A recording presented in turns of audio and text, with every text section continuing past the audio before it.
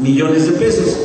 Pero cuando se va uno al final, en donde suman todo el activo, resulta que ponen solamente 132.248 millones, cuando cifras arriba nos dicen que el activo fijo de Luz y Fuerza del Centro asciende a 148.984.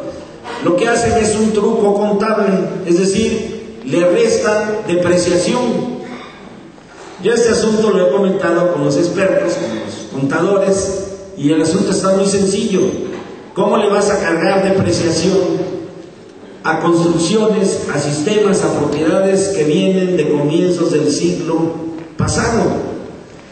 ¿Qué quiere decir? Que esa depreciación se ha pagado por lo menos 3 o 4 veces, si no es que más. Es simplemente un valor contable para disminuir el valor real de lo que vale a la fecha Luz y Fuerza del Centro. Y aquí viene la pregunta clave. Son plantas, son subestaciones, son líneas, son redes. ¿Quién es el propietario de ese capital fijo que aquí aparece por 148.000 millones de pesos? ¿Quién es?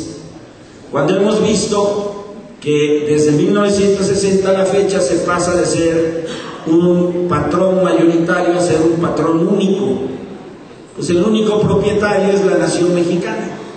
El único propietario es el Estado mexicano, expresión jurídica de la nación mexicana. Por eso es una prestación del servicio público que corresponde en forma exclusiva a la nación. Por eso no pueden liquidar a Luz y Fuerza del Centro, no pueden extinguirla. ¿Por qué? Porque sería tanto, le hace de esta manera, como decir que la nación se extingue en esa función exclusiva que requiere de un capital fijo, que requiere de plantas, subestaciones, líneas, redes de distribución, etcétera, etcétera. Por eso la opacidad del SAE y por eso el cero avance reportado que le reconoce la Auditoría Superior de la Federación al decirle hay un deficiente proceso de la liquidación porque no se nos informa de las metas. Han vendido vehículos, han vendido algunas propiedades. Lo que no pueden hacer en absoluto es vender plantas, subestaciones, líneas, redes, porque ¿quién las puede comprar? Solamente el propio Estado, pero ya son propiedad de él, entonces no se va a autocomprar.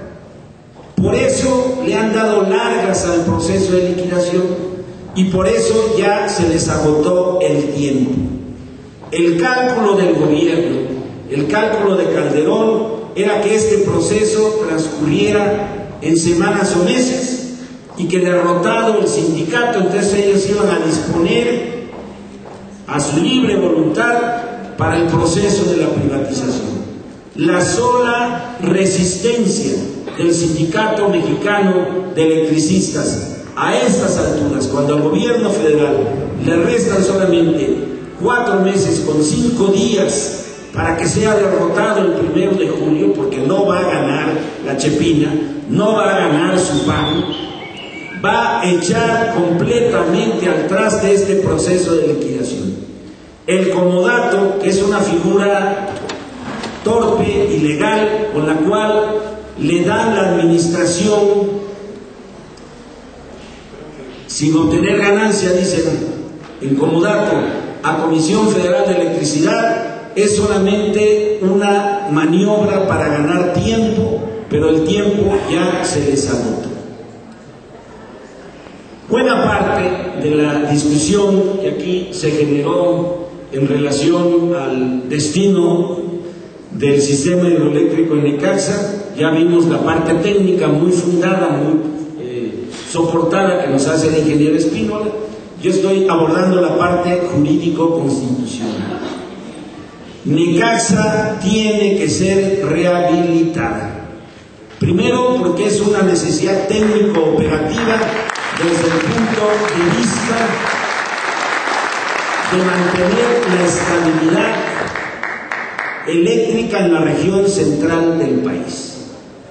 Segundo, Necaxa tiene que ser rehabilitado porque es un bien nacional. desde dos ángulos. Primero, en tanto infraestructura eléctrica que solamente puede ser operada en forma exclusiva por la nación mexicana, y segundo, porque está fundada en concesiones, que quiere decir en aprovechamientos de sistemas hidrológicos que corresponden también de manera exclusiva a la nación mexicana, como reza a la fecha el propio párrafo sexto del artículo 27 constitucional.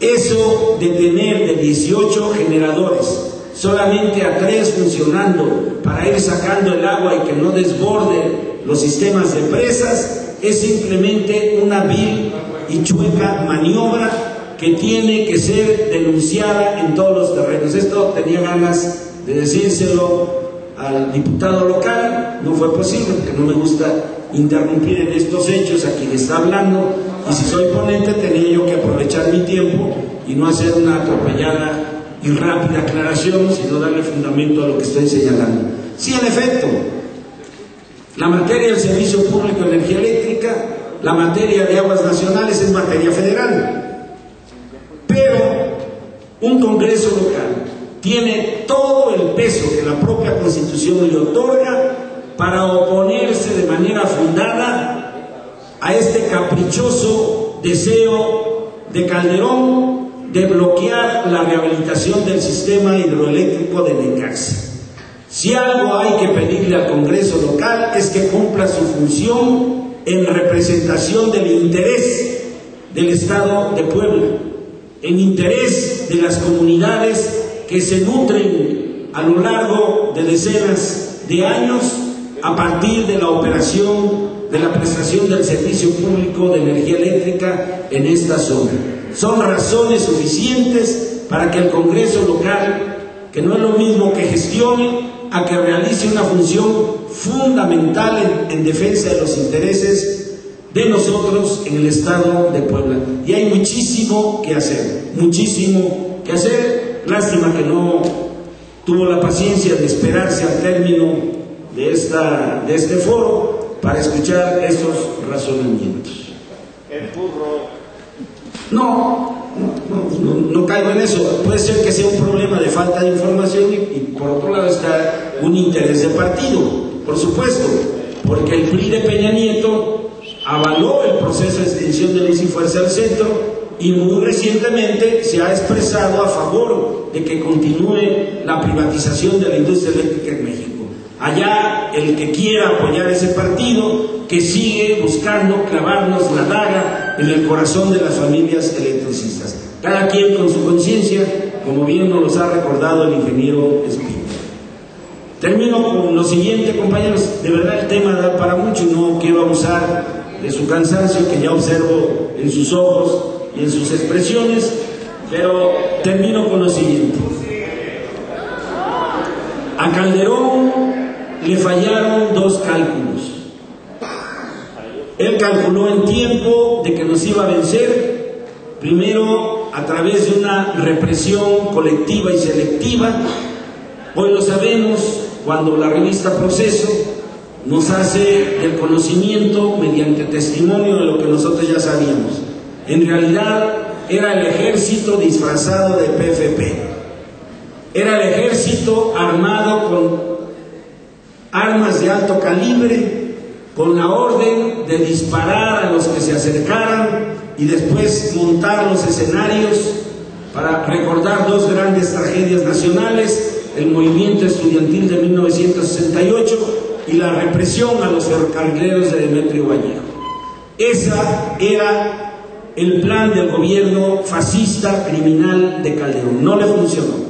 Y el otro plan lo operó, parcialmente le resultó exitoso, cuando primero satanizando y después combinando garrote y zanahoria, llevó a la liquidación a un buen porcentaje de las filas del Sindicato Mexicano de Electricistas. Pero los que quedan, los que quedamos, tenemos a estas alturas la fuerza suficiente para terminar por derrotar políticamente a ese imbécil que se llama presidente de la República. Ese es el valor de la resistencia del Sindicato Mexicano de Electricistas. Nosotros tenemos, después de 2 años, 4 meses, algo que a los vendepatrias no les pasa por su cabeza, porque no mamaron de esa obra. Se llama dignidad, camaradas. Como dijera un destacado filósofo de hace 2 siglos, Emmanuel Kant, la dignidad es ese valor humano que no tiene precio. Las cosas tienen precio, nosotros no tenemos precio. ¡Que viva el Sindicato Mexicano de Electricistas! Muchas gracias.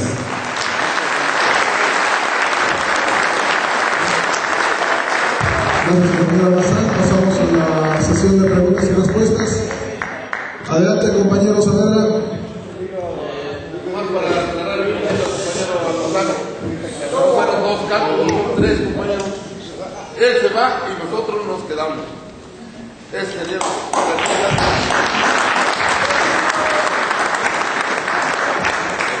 ¿Algún otro compañero que desea hacer pregunta al compañero Bazán? Al parecer no hay preguntas, compañero Bazán. Te agradecemos mucho la intervención que tuviste, la participación que tuviste en este foro, y te pedimos de favor que clausures el mismo. Asimismo, al compañero Martín, el último unas palabras. Muchas gracias a todos por su participación.